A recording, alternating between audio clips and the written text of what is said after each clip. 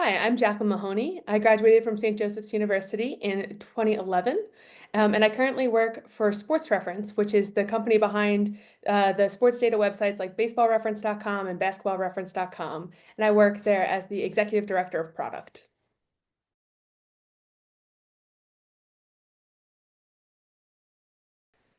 So I work in the sports industry, but what my company does is that we produce websites. And so in my role, I'm accountable for making sure that any changes we make to the websites are valuable to users. So I talk to users, I survey users, and most of all, I coordinate a very talented team of product managers and SEO specialists and researchers and designers to help make sure that what we're putting up on the website is something that our users are going to love.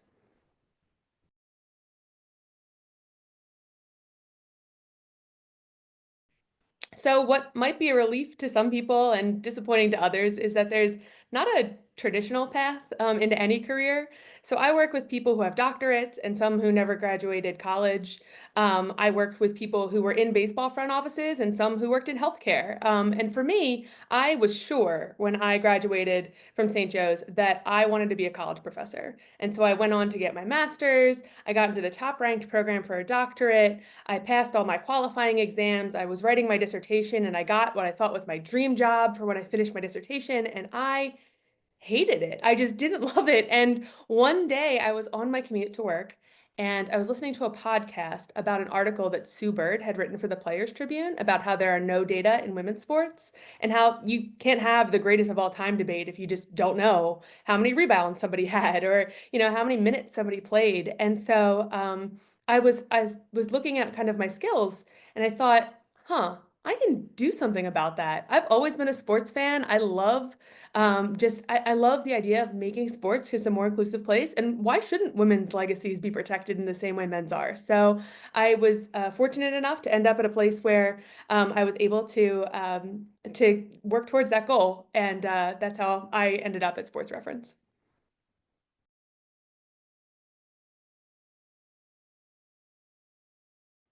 The skill that I know that I practice the most at St. Joe's that has been invaluable in my career is the skill of reflection. So you are always learning, whether that's by default or design.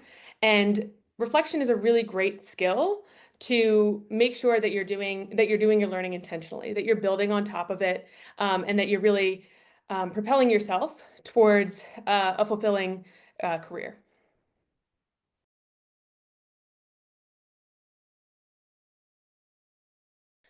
For a career like mine, I would say that getting curious in terms of research and how do we know something, how do we learn something is really valuable. So I've done a little bit of work in design thinking, which I think is really a fun way to kind of think about a problem. And that has been really great in a career in product.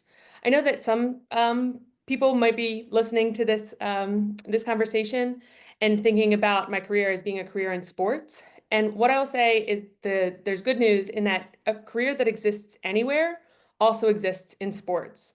So in that case, I would say what you really need to focus on is just getting really good at something you love and learning how to network because that's how a door is going to open to this industry.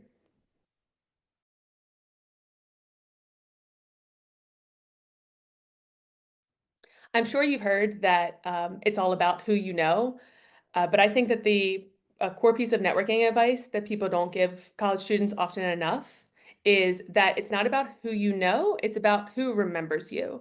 And so there's a ton of resources out there about how to make a connection. And I'm not belittling that. Sometimes that can be really difficult and uncomfortable, but there are far fewer resources out there about how to maintain those connections. And that's really where you're going to be able to differentiate yourself from every person that shakes that person's hand at a conference or every person who sends an email or a LinkedIn message, right? Get comfortable with sending a thank you afterwards. Get comfortable with reaching out when there's something that you're both mutually interested in that you maybe read an article about or you see their name in the news and you just want to congratulate them, right? Keeping those connections fresh by just those little touch points can be really valuable when you do need them to help you advance in your career. And there's one more thing that's specifically relevant for college students, right? As college students, you have a superpower, right? no one's going to be threatened by you by reaching out to them. In fact, people are going to be really interested in helping you learn and sharing what they've learned from their experience. So use that superpower, right? Reach out to somebody who you might be a little intimidated to reach out to, because that person is going to love talking about themselves and all that they've accomplished and all that they've learned through the years. And they're going to think that you are somebody who is a receptive person and is not somebody who is there to take their job, right? So be that receptive person, allow them the gift of talking about themselves and strengthen your connections.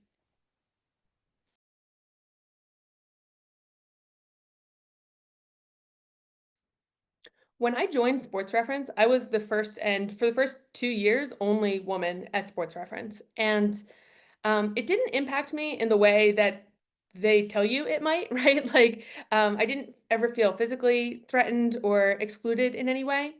But there were a lot of assumptions about what it means to be a sports fan that just kind of went unquestioned until I showed up. And so, um, I'll give it a quick example. We were talking about who our ideal user is, right? And one of the things that came up during that conversation is that our ideal user probably played the sport growing up, which might make sense at first glance. But then if you think that a couple of the sports we cover are baseball and football, then you're really excluding women by default, right? And if you think about also just like the socioeconomic barrier to playing those sports, right? There's tons of people that weren't able to play those sports just because of the way that they were the kind of the conditions of their upbringing. And so having being able to question those assumptions is something that I felt like I was able to bring to the organization because of my unique perspective, and it was challenging at times. But I will tell you that when you find a career where you really love what you do and you want to make it better, it's worth the fight. And as long as you're in a workplace that allows you to feel fulfilled by doing that work, it's a good place to stay and to change it for the people coming behind you.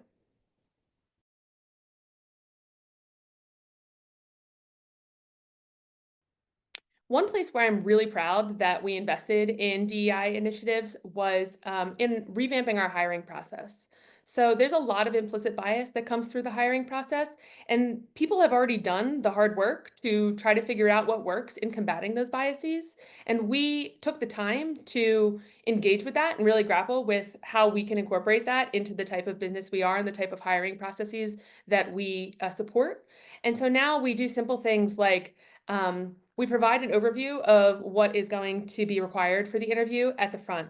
So some people might be familiar that they'll be asked to do a phone screen and then a second screen, and then you're not really sure where it ends. That can be really difficult for people who have family situations or even just different responsibilities that they have to negotiate in order to arrive at any one interview, let alone an indeterminate number. And so those types of things, I'm really proud to work at a place that prioritizes those.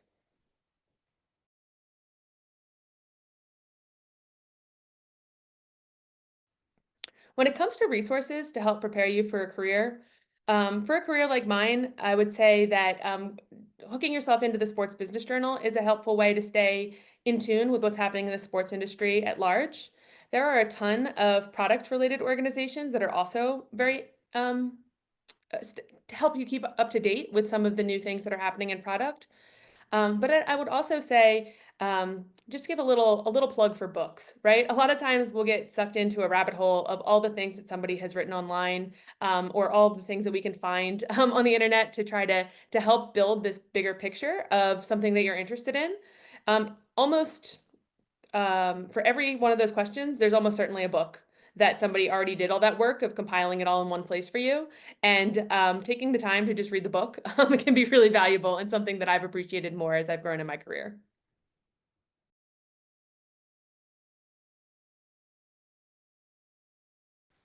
The thing I wish somebody had told me, and to be honest, maybe they did and I just didn't listen at the time, but I wish I would have taken to heart, is to really pay attention to what lights you up. Because time management is a lot less about hours and a lot more about energy. If you were doing something that you could do for hours and I don't know, you forget to eat dinner by accident because you're just so absorbed in the task, that's a really good sign that that might be something that's worth dedicating your life to.